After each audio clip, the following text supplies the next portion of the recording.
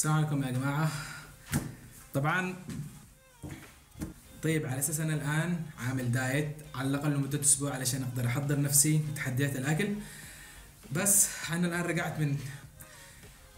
رجعت من تمارين الرجول، وكان جالس اصور التمارين مع زوجتي عيوش والله يحفظها. لما صورنا هي لازم نعيد التمرين يمكن 10 مرات او 15 مرة بس عشان نلقط زاوية مناسبة ويكون الفوكس مضبوط، وكله ده من خرابيط التصوير. يعني روحت الان انا قدنا تعبان بالكامل. وانا ماشي بالطريق حصلت مطعم سوري هنا في الاسكندرية في سيدي بشر.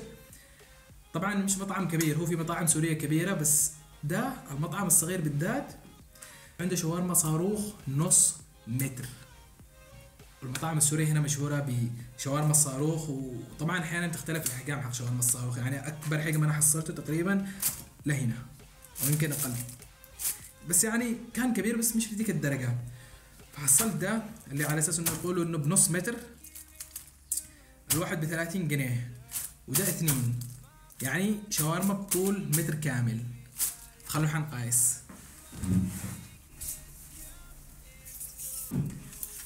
اوكي ده هو المتر.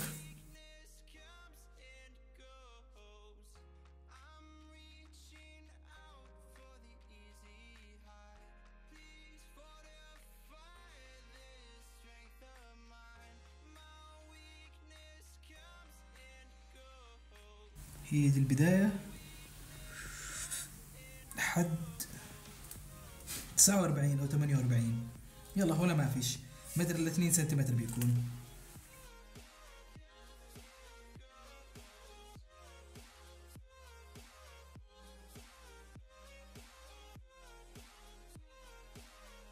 ثمانية وتسعين سنتيمتر بالضبط.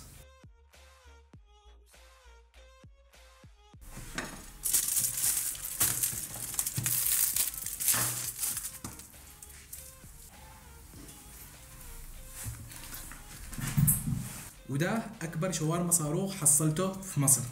لو تعرفوا مطاعم ثانية سواء بالإسكندرية أو القاهرة تجيب شاورما بذا الحجم أو أكبر لازم تكتبوها لي في التعليقات. ولا تنسوا تعملوا لايك وتشتركوا بالقناة وتفعلوا زر الجرس هنا. وإذا عجبكم الفيديو ده بعمل تحدي ل2 متر، وإذا عجبكم الفيديو اللي بعده بعمل تحدي ل3 متر لحد ما أقدرش أعمله. وأنا أعتقد أقصى حاجة أقدر له هو 5 متر شاورما، يعني 10 شاورما من نص متر، لأنه أذكر رقم القياسي بالشاورما العادية اللي تكون مساعدة الحجم حق الرغيف كان تقريبا 20 واحد شاورما. فإذا كان ذاك زمان قدرت أكل 20 أكيد من هنا بقدر أكل 10. فكسروا اللايك بدون ما أطول هذا. خلونا حنبدأ يا جماعة.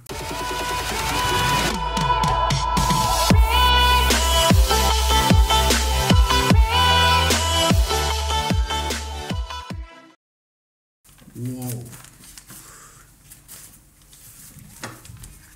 Now this is shawarma.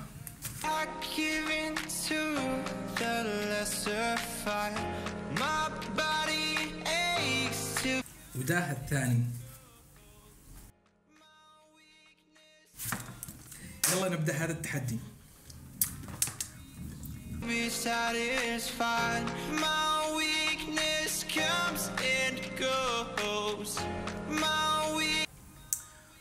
طعمه حلو بس احس انه ناقص حاجة. داية واحدة بس.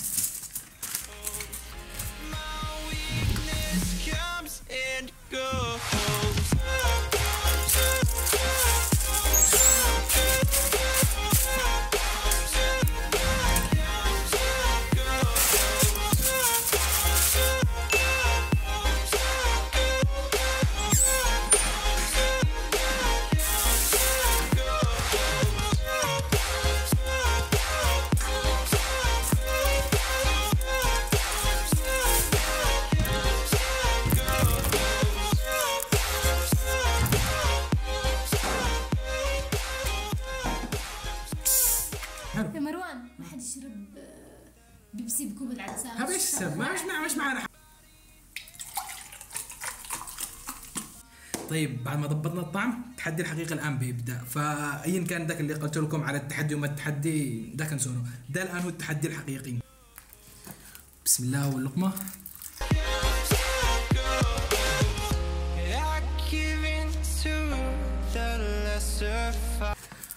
ما اقول لكمش بس الطعم انفجاري، حاجه خيال والله. حتى ها شوفوا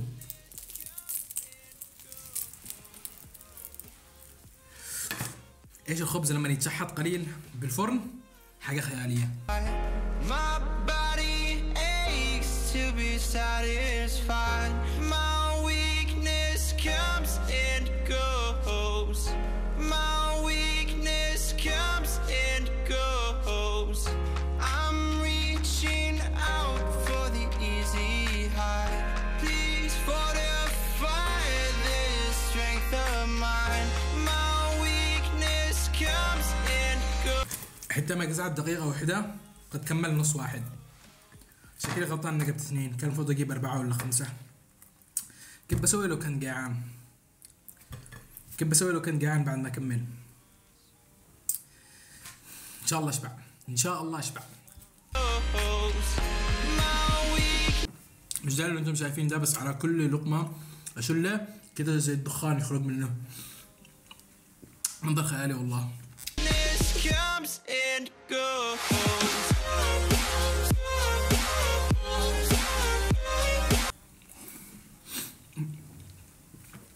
الصوص حامي نار. اعتقد ان حمرته زيادة بالفرن.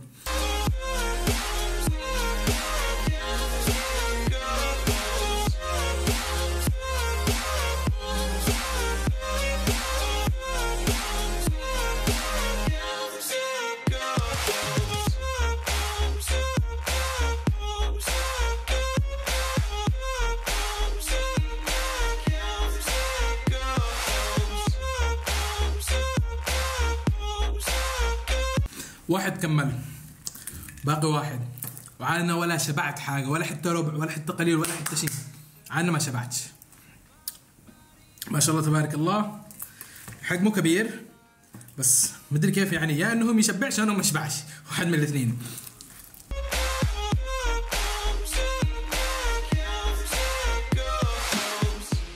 قولوا لي رايكم بالتعليقات تحت، لو كلتوا 2 بدل حجم بتشبعوا ولا لا؟ او على الاقل واحد، عشان بس على الاقل اعرف يعني عشان بس على الاقل اعرف هل انا طبيعي يعني ولا مش طبيعي، علشان اقدر اكل ده كله وفي النهايه ما اشبعش. بس شوف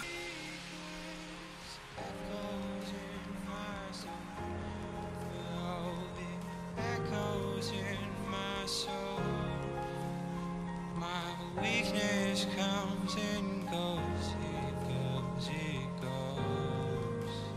My weakness echoes in my soul. Oh, it echoes in my soul. My weakness, oh, it echoes in my soul. My weakness comes and goes, it goes, it goes. My weakness echoes in my soul. Oh, it echoes in my soul. My weakness comes and goes, it goes. اعتقد اني بدأت اشبع قليل، بس يعني كذا النص، اقل من النص بقليل بس. انا احتاج اكثر، كنت احتاج 3 ولا رابع عشان اشبع بشكل كامل.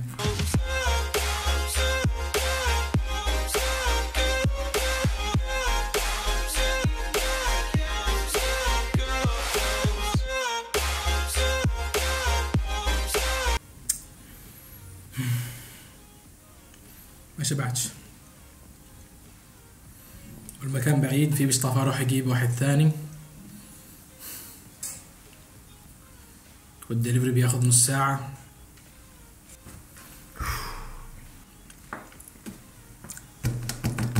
ايش اسوي؟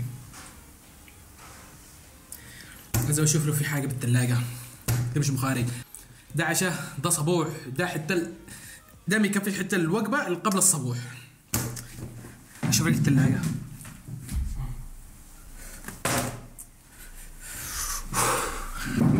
الحمد لله حصلت دونتس.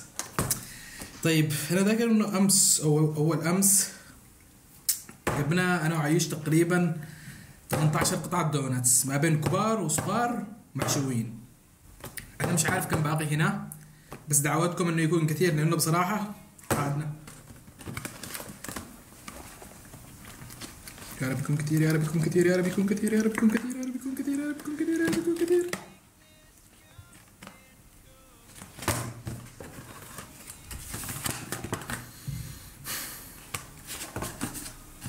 حبتين ونص دي انا ما اعتبرش حبه. اسالكم بالله دي حبه الان؟ ها حتى انه مش نص، دي ربع حبه، ربع حبه قاعدين. يلا نمشي بالحاصل. غدا اول قطعه قديناها تصل على من اكل منه شكل عيوش اكلت. طعمه حلو بس برضه ناقصه حاجه.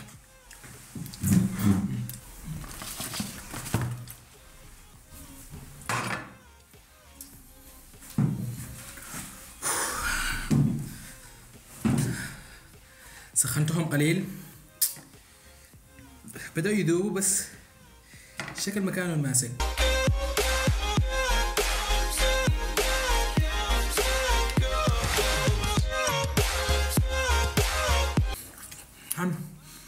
حم بس رطب بشكل غير طبيعي. اوه لازم اقرب دي طبعا انا مفضل العيوش اللي هي اعتقد بالكراميل والمكسرات. خلينا اقربه. الطعم انفجاري. طول حياتي انا جالس اكل الدونتس وهي بارده، بس بصراحه دي اول مره اقربه وهي حاميه والطعم يفرق بشكل غير طبيعي. يعني حاجه ثانيه كاني مش هاكل دونتس. عيوش تعالي قربين. طعمي قربين. كيف؟ مرة لذيذة. انفجاري ولا مش انفجاري؟ جدا. من اليوم ممكن نحميها بصراحة. ما امسك حبة ثانية. لا نسيت انك عاملة دايت. رحمتك بس جبت لك لقمة واحدة بس. مقاطعة. ارجعي.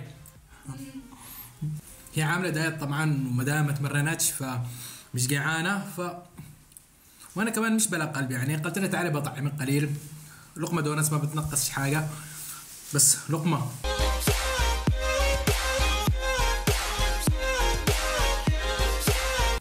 كراميل مع المكسرات الصراحة خليط غير طبيعي، او انه بس اني حميته. اعتقد انه بس حميته. فين الحشوة؟ لا تقوليش ما باقيش محشوين. دي عيوش اللي كمل انهم شرى.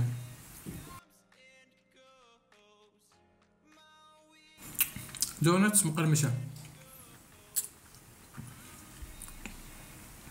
لازم بصراحة المطاعم او المصانع يصنعوا لك دونتس كده تكون مقرمشة. اذا فرضنا صنعتوها ارسلوا لي كرتون باكله انا لحالي.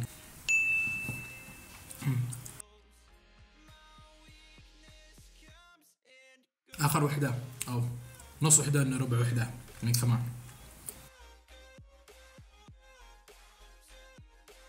بلقمة شلت نصها.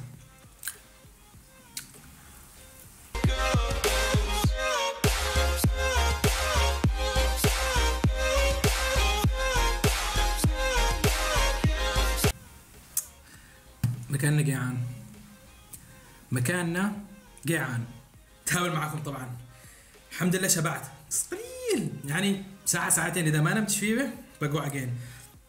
بس بصراحة الدونتس كانت أحسن من الشاورما بكثير. يعني رغم إن أنا شخص أفضل الأكل المالح زي الشاورما أو البيتزا، بس الدونتس كان طعمه غير طبيعي. يمكن الجوع.